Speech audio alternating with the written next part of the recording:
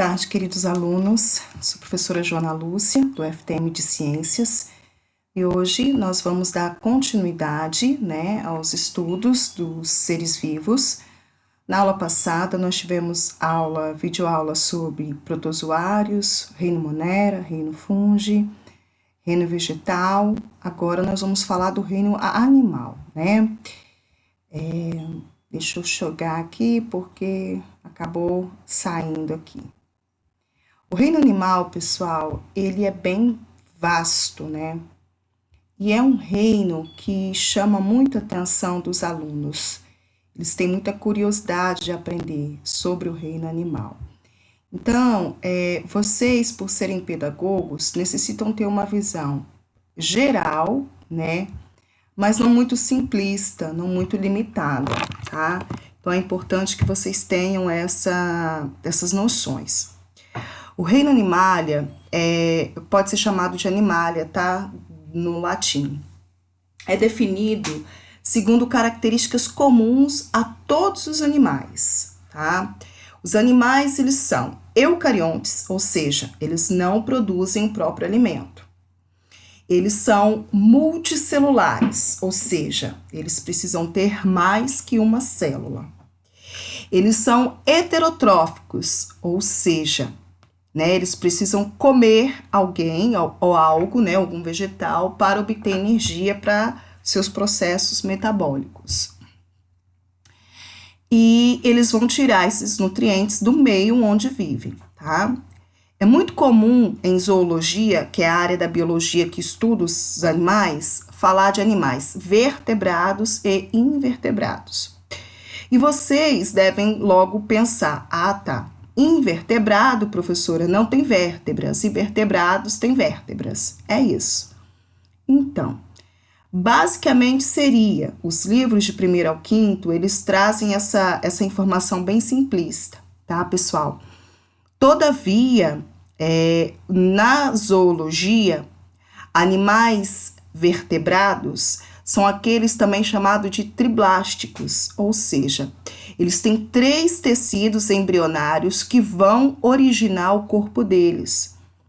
Mas, professora, eu sempre aprendi que os animais vertebrados são aqueles que têm vértebras. Pessoal, só que existem alguns animais que não são nem invertebrados e nem vertebrados. Eles não têm vértebras propriamente ditas, tá? Eles possuem alguns ossículos no seu corpo que podem não ser considerados vértebras. Por exemplo, o peixe-bruxa, os agnatos, que são peixes bem primitivos que ainda existem no fundo do mar.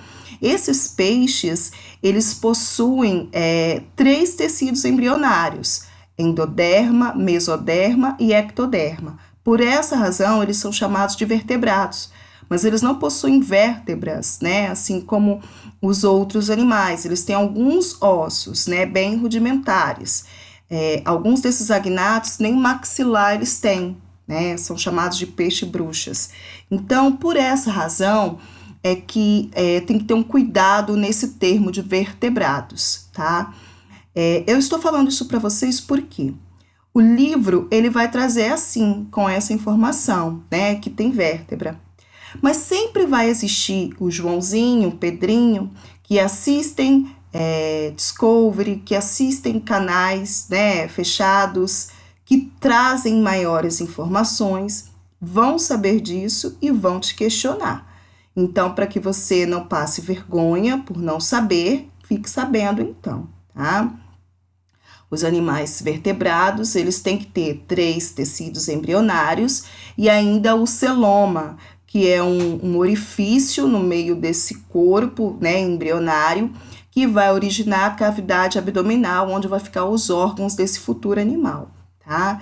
Existem os pseudocelomados, que tem, um falso buraco, mas enfim, isso não vem ao caso para vocês. Mas cuidado usar um termo muito simplista para falar de vertebrados, ok? Os invertebrados, eles são todos os animais que possuem as vértebras, como eu já disse, a coluna vertebral e os 3 tecidos embrionários. Eu não coloquei ali, mas estou esclarecendo para vocês, tá certo? Já os animais que não possuem os 3 tecidos embrionários e que não possuem vértebras são considerados invertebrados, também chamados de animais de corpo mole ou animais que possuem exoesqueleto, que eu vou explicar daqui a pouco, tá certo? Só um instante, por favor, por gentileza. Pois bem, pessoal, então os animais vertebrados são todos aqueles que possuem vértebras. Todavia, nem todo animal que não tem vértebra não pode ser considerado como vertebrado. Lembra que eu falei com vocês dos peixes primitivos? Pois bem, os vertebrados, eles têm, né, dentro do filo deles, um subfilo chamado de cordatos. Dentre os cordatos existem animais invertebrados, como é o caso do anfixioxo, que vive enterrado na areia, no ambiente marinho, que foi o que eu disse para vocês, tá? Uma coisa que eu tenho que explicar é o seguinte: os animais, eles são classificados de acordo com a sua simetria. O que seria simetria, né? É o modo como eu consigo dividir imaginavelmente esse animal. Então, por exemplo, nós humanos temos simetria bilateral. Se nós cortássemos numa linha imaginária, né, nessa parte aqui, ó, verticalmente, nós teríamos duas partes simétricas, que se completam, né, duas partes iguais. Existem animais que têm essa simetria bilateral. Por exemplo, uma minhoca tem a simetria bilateral, uma cobra. E eles podem ser assimétricos, quando eles não têm essa simetria perfeita. Ou ainda, eles podem ser simetria radial. O que é a simetria radial? Por exemplo, a estrela do mar. Ela tem 5 pontas, né? É um animal marinho. Se eu pegar uma estrela do mar e partir ao meio, eu não vou ter duas partes iguais. Mas se eu partir ao meio em cruz e um X em cima, talvez cada ponta da estrela eu obtenha de tamanho igual, 5 partes. Então, eu teria que cortar em cruz e depois em X, para dar 5 partes. Então, essa simetria é radial. Simetria bilateral é aquela que eu consigo partir ao meio, igual esse meu dedo, e ter duas partes iguais. Assimétrico é aquele animal que eu não vou conseguir partir nem ao meio e nem de forma radial, que eu não vou ter uma simetria perfeita. Por exemplo, o dragão marinho, que é um molusco que vive no fundo do mar. Eu vou pegar para vocês verem o exoesqueleto dele. Vocês vão ver que ele não tem nem radial, nem bilateral. Só um instante. Notem que esse é um exoesqueleto do dragão marinho, né? É um molusco que vive aqui dentro, ó. Aqui sai o corpo mole dele, né? Isso aqui é só a carapaça dele, né? A concha calcária dele. É um animal que vive aí no fundo do mar, né? Não é tão conhecido. E observa que eu não consigo partir ele ao meio e obter partes iguais, tá vendo? E nem de forma radial eu não consigo fazer vários cortes para obter partes iguais. Então, ele é um animal assimétrico, ele não tem simetria, certo? Prosseguindo, então, predomina nos animais a simetria bilateral, tá? Os animais bilaterais, eles possuem lado esquerdo e direito, assim como nós. Face ventral, onde está o ventre, né? No caso da cobra, é a parte de baixo da cobra. Face dorsal, que é a parte da coluna, né? Das costas. Extremidade anterior, aonde está a cabeça. E posterior, aonde vai estar a terminação do sistema nervoso, né? Os animais vertebrados, em sua maior parte, possuem sistema nervoso, em sua maior parte. Nós vamos ver que existem animais que nem boca nem ânus têm, mas são animais, tá? E esse sistema nervoso é o que vai ser responsável pela locomoção desse animal, né? Vamos seguindo. Então, aqui nós temos um exemplo, né, típico desses animais. Aqui temos os vertebrados mais conhecidos, as aves, mamíferos, répteis, anfíbios, e os invertebrados mais conhecidos, que são os insetos, mas também os crustáceos, né, algumas besouros, né, coleópteros, borboletas, mas os invertebrados também compreende os animais de corpo mole, como os moluscos, tá? E aí a gente vai agora, pessoal, passar para as características dos animais invertebrados, né? Os animais invertebrados, eles possuem o exoesqueleto, a sua maioria. O que é exoesqueleto? Exo significa fora. Então, eles têm o esqueleto deles por fora do corpo, para fora do corpo. Diferente de nós, humanos, mamíferos, aves, répteis, anfíbios, que o nosso esqueleto é endoesqueleto, ou seja, é dentro do corpo, né? Os animais invertebrados que possuem esse esqueleto são os poríferos, também conhecido como as esponjas do mar, cujo desenho Bob Esponja representa muito bem os poríferos, quinidários, tá? E anelídeos. Vamos primeiro para os dois primeiros que têm exoesqueleto, né? Os poríferos, pessoal, é o animal mais primitivo, né, que existe hoje na face da Terra. Quem olha pensa que ele é um vegetal, mas ele é um animal. Mas por quê, professora, que ele é um animal e não um vegetal? Primeiro, ele não faz fotossíntese, tá? Então, já está descartado aí a possibilidade dele ser um animal. Mas, professora, o que é um porífero? Me mostra imagens. Então, vamos ver imagens do porífero. Só um instante.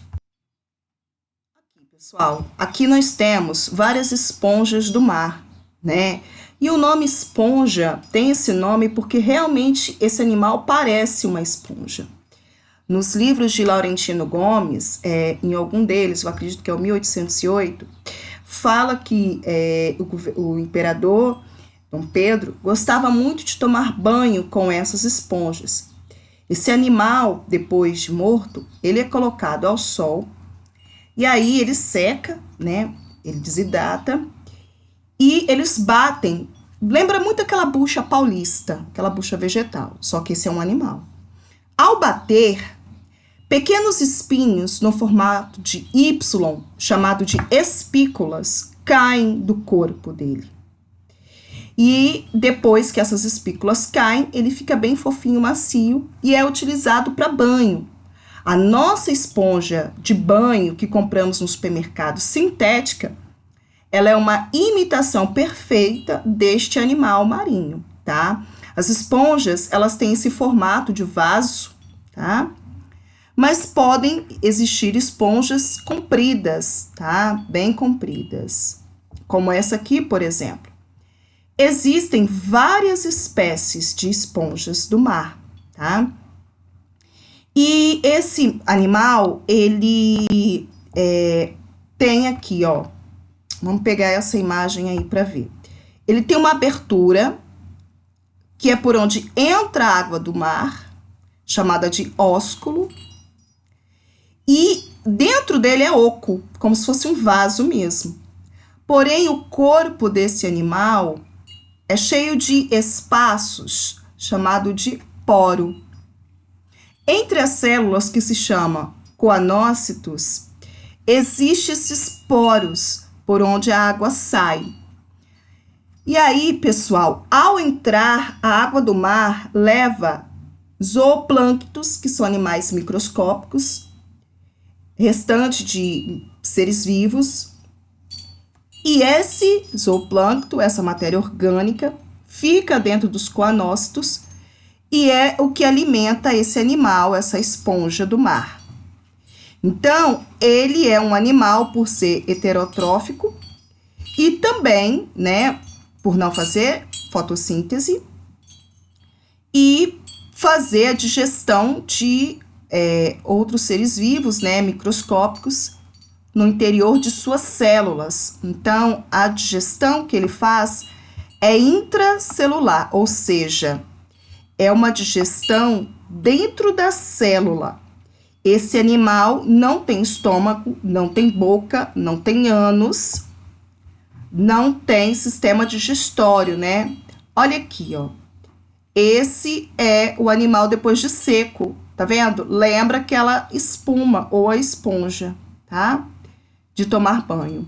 Aqui é um desenho mostrando o interior desse animal, olha, aqui na mãozinha, né? Então, a água entra pelo ósculo, geralmente sai pelo poro. Aqui nós temos a célula dele, que é uma célula, digamos assim,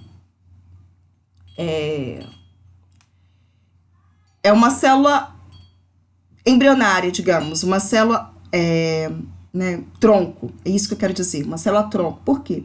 Ela pode ser uma célula reprodutiva, ela pode se multiplicar e dar origem a outra esponja. Então, esse animal, ele pode se reproduzir por brotamento, nasce uma esponjinha aqui do lado, os coanócitos dele brotam ao lado, tá vendo? Ele vai se ramificando, e se esse pedaço que ramificou cai no fundo do mar, ele origina outra esponja. Ou ele também pode se reproduzir de forma sexuada, que é quando o coanócito se desenvolve, um flagelo, sai dessa esponja e fica nadando no fundo do mar até encontrar uma outra célula de uma outra esponja e fazer essa fecundação sexuada, tá? Então, aí nós temos, né, as esponjas, que são todos esses animais aqui marinhos. Existem esponjas de água doce, mas são raras. A maior parte das esponjas são animais marinhos, que ficam no fundo do mar, tá? As esponjas servem de abrigo para pequenos peixes e também de alimento para outros animais, pequenos peixes, tá? Seguindo com o nosso preze, um animal um pouco mais evoluído são os quinidários. Os quinidários são o filo de animais invertebrados que vão originar os corais, né? Quem pensa que os corais no fundo do mar são pedras, está um pouco equivocado, não são propriamente pedras, tá? Aqui eu tenho um exemplo, né, de um coral, claro que está morto, estava na beira da praia, né? Eu recolhi para trazer para vocês verem, né? Então, olha só, pessoal, o que é um coral? Professor, isso é uma pedra, eu tô vendo que é pedra, olha, é duro, ó, faz barulho. Pois bem, os corais, pessoal, são, na verdade, dinoflagelados. São animais, né? São unicelulares, né? Professora, você não disse que os animais são pluricelulares? Então, esses animais, na verdade, eles entram em simbiose com as algas marinhas. O que é simbiose, professora? É quando um ser vivo entra dentro do corpo do outro e você não consegue separar, e eles vivem em perfeita harmonia. Lembra dos Linkens? Pois bem, os corais é uma associação simbiótica, né, entre esses animais dinoflagelados com as algas. Por isso que os corais, quando vivos, são coloridos. Essas cores, esses pigmentos são produzidos pela alga. Já os animais, eles fornecem à alga proteção. A simbiose, ela só se dá porque um ajuda o outro. A alga produz fotossíntese e nutrientes para o animal. O animal, por sua vez, oferece à alga proteção e alguns elementos, dentre eles o carbonato de cálcio, que é o calcário, né? É a composição calcária do coral, tá?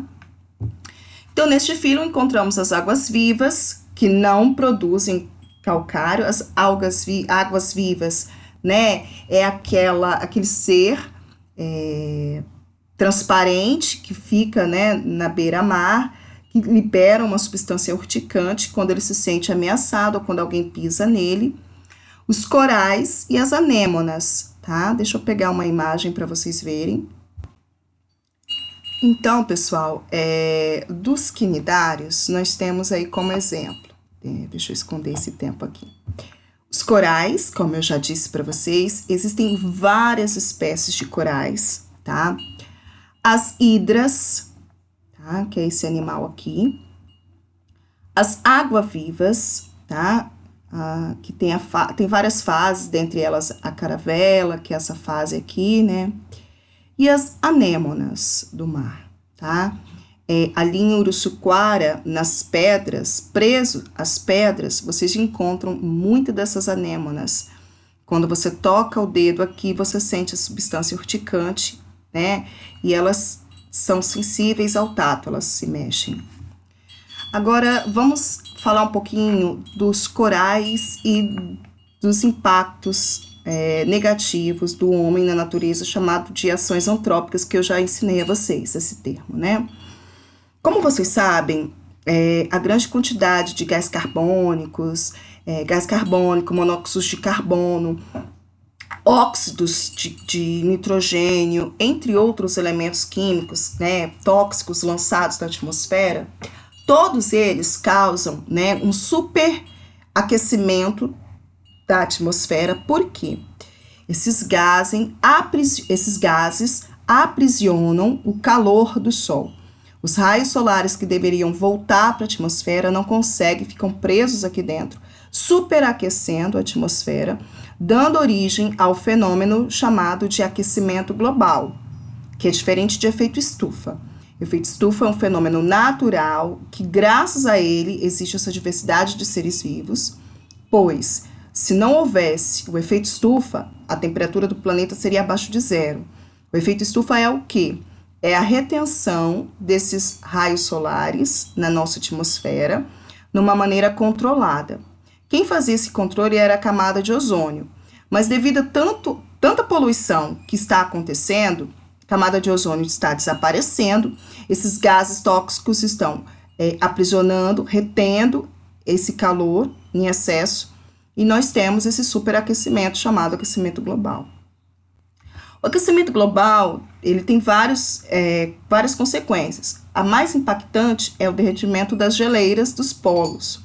Esse derretimento faz com que a água, né, aumente o nível dos oceanos, porque essa água doce dos polos, ao derreter, vai chegar aos oceanos, né, vai aumentar o nível do mar. Além disso, você tem uma elevação da temperatura da água, tá? E com isso, muitos corais morrem. Os corais são animais sensíveis a altas temperaturas.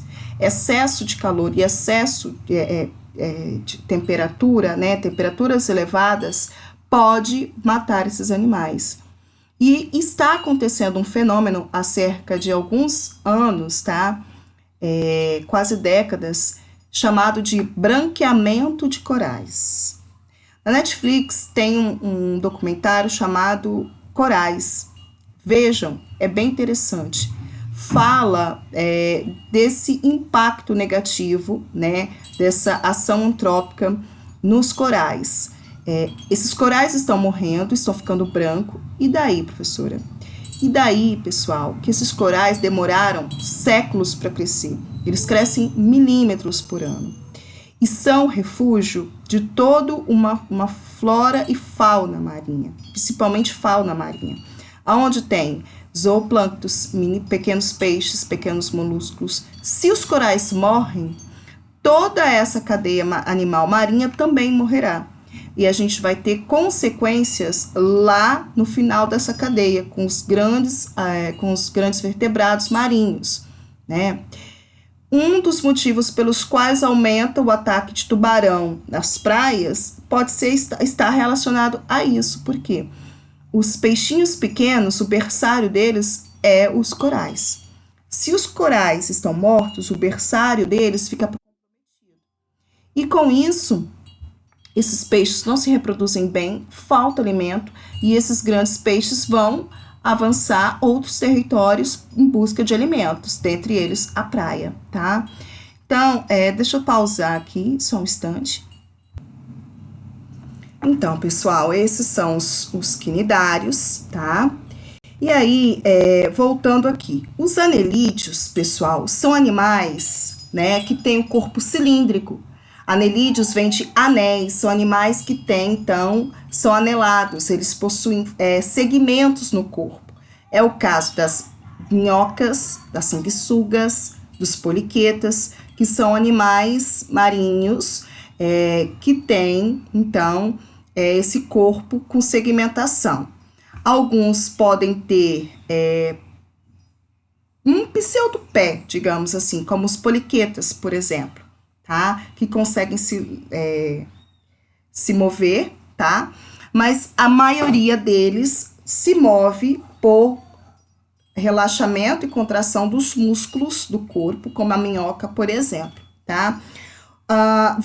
Eles precisam da água, eles não se libertaram totalmente da água, então a gente tem aí, a Bíblia fala, né, que a vida surgiu da água, não foi assim?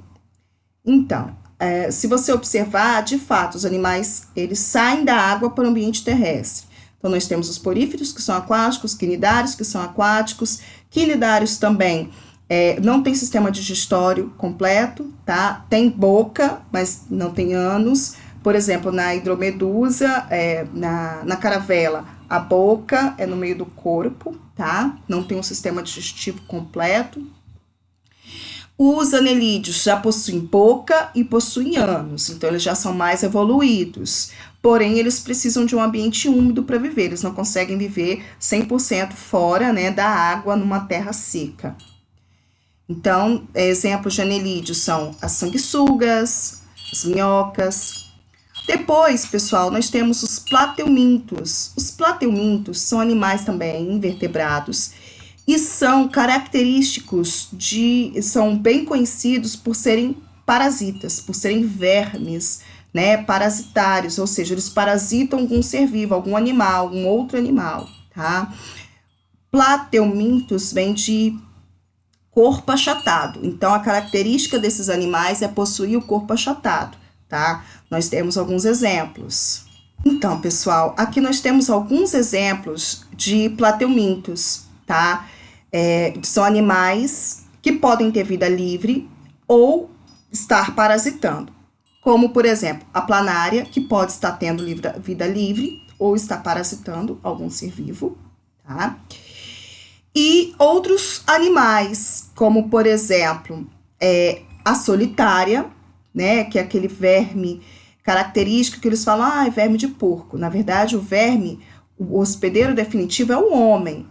O hospedeiro intermediário é o porco. Ou seja, ele passa pelo intestino do porco, mas o destino final dele é parasitar o ser humano, tá?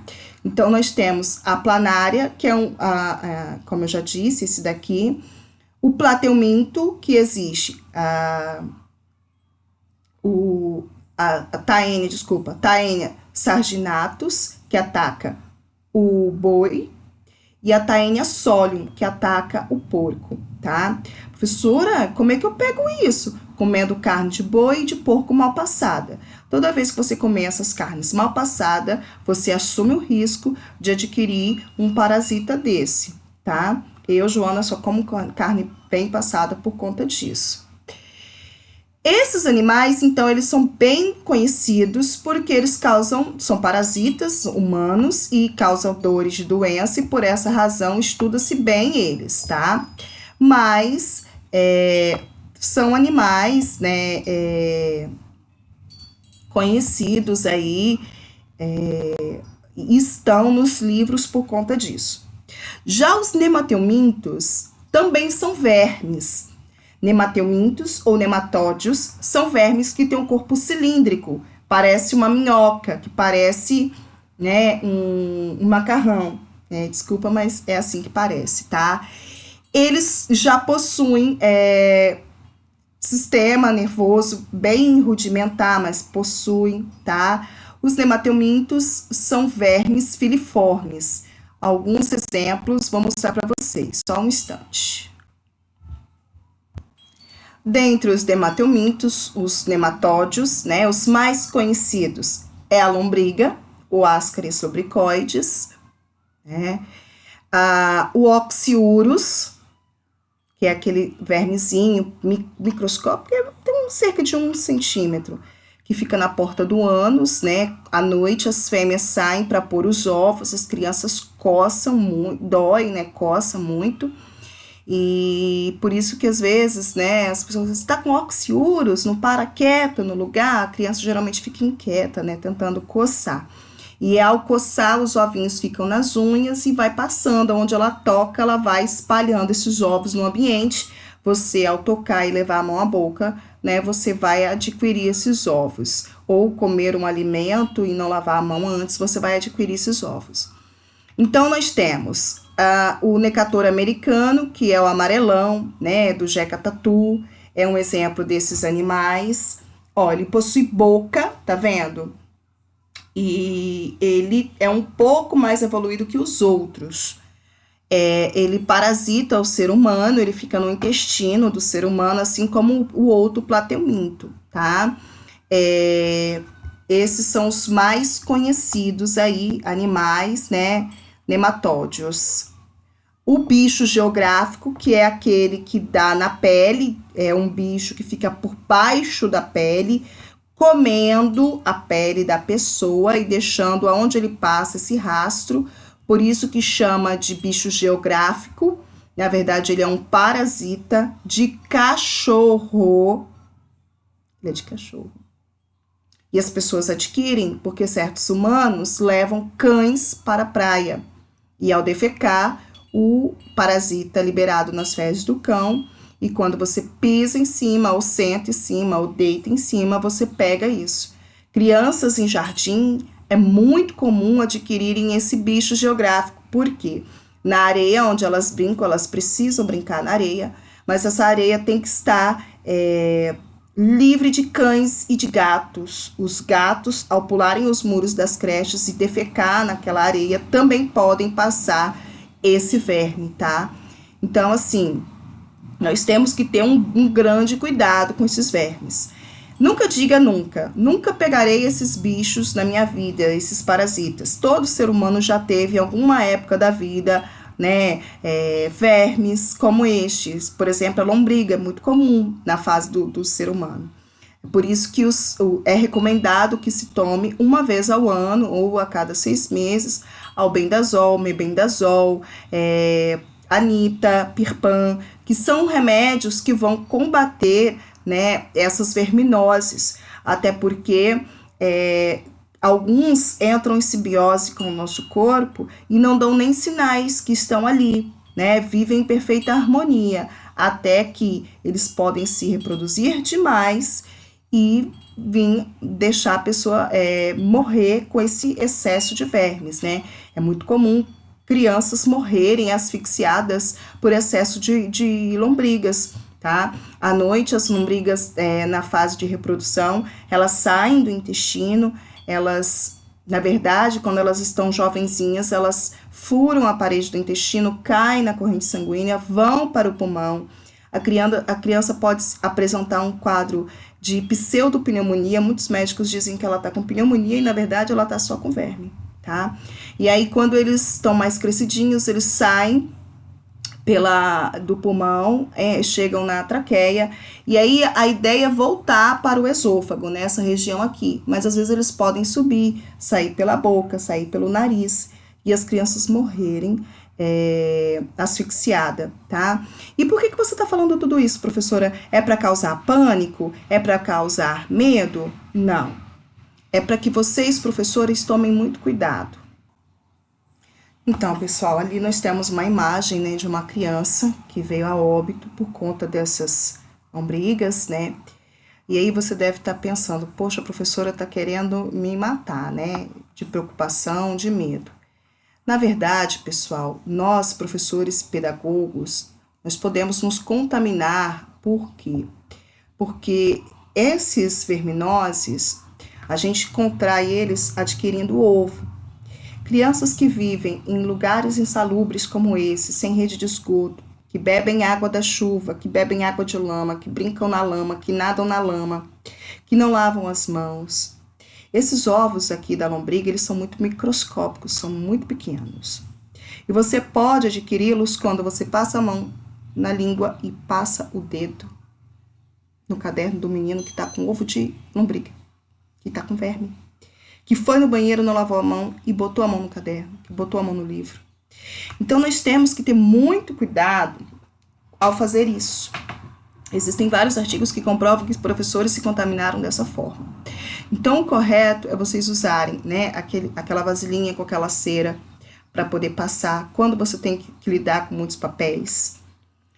O correto é você trabalhar com os alunos a importância de cortar as unhas, a importância de andar calçado. Eu trabalhei numa comunidade aqui de Linhares, né, periférica, em que as crianças não têm costume de ficar calçado. Elas vão para a escola de chinelo, o chinelo fica debaixo da carteira, eles ficam correndo o tempo todo para lá e para cá descalço, né? Isso é perigoso. Professores e pedagogos que trabalham em CEINs, em educação infantil, eles precisam ter um cuidado redobrado, porque essa criança, ao brincar na areia, é preciso que ela brinque. Eu não estou falando para vocês não deixarem. Ela precisa brincar na areia para ter contato com antígenos, para desenvolver anticorpos.